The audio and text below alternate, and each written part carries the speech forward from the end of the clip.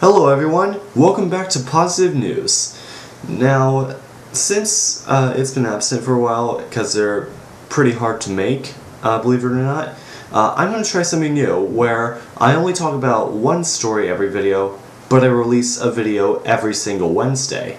So, we'll see how that goes. This week, I'll be talking about the Philae lander's landing on Comet 67P.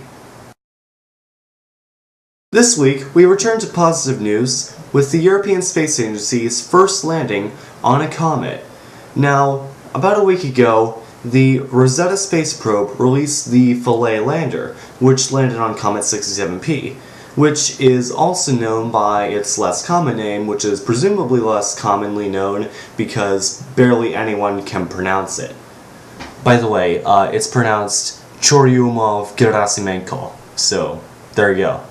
The entire mission costed around 1.4 billion euros, which is about the same as 1.75 billion American dollars, or for viewers in some other countries, it's about the same as 1.1 billion pounds sterlings, 10.7 billion yuan, 1.92 trillion won, 81.8 billion Russian rubles, not rupees, rubles, and about 1.97 billion Canadian dollars. Who paid for this? Why, the citizens of the European Union, of course, through tax money.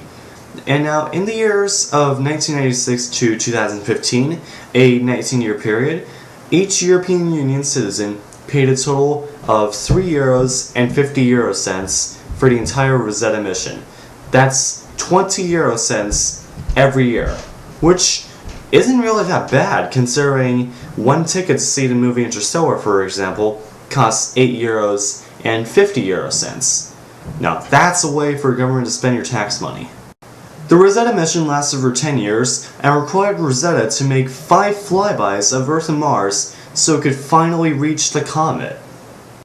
Now, as all Kerbal Space Program players know, landing on another planet is really hard, and docking to another spacecraft is also really hard. Now, landing on a comet is essentially like docking to another spacecraft because its gravity is essentially negligible. And Comet Churyumov-Gerasimenko is far away in deep space, and the European Space Agency managed to land a probe on it. Now, this is positive news, but there is one negative thing that I really need to tell you about. It's that 60 hours into the mission, the Philae lander has ran out of battery power. It landed on the comet perfectly fine, just not in a really good place to capture solar energy. It only remained operative for about 60 hours, but it has made 2 very interesting and very important discoveries when it was still functioning. The first were sounds resonating from the comet. Now, I put an audio file of the singing comet at the end of the video if you want to listen to it. The second discovery were organic molecules on the surface of the comet. Not much detail has been given, as the probe only lasted 60 hours, but we do know that the compounds are carbon-based amino acids, the very building block of life.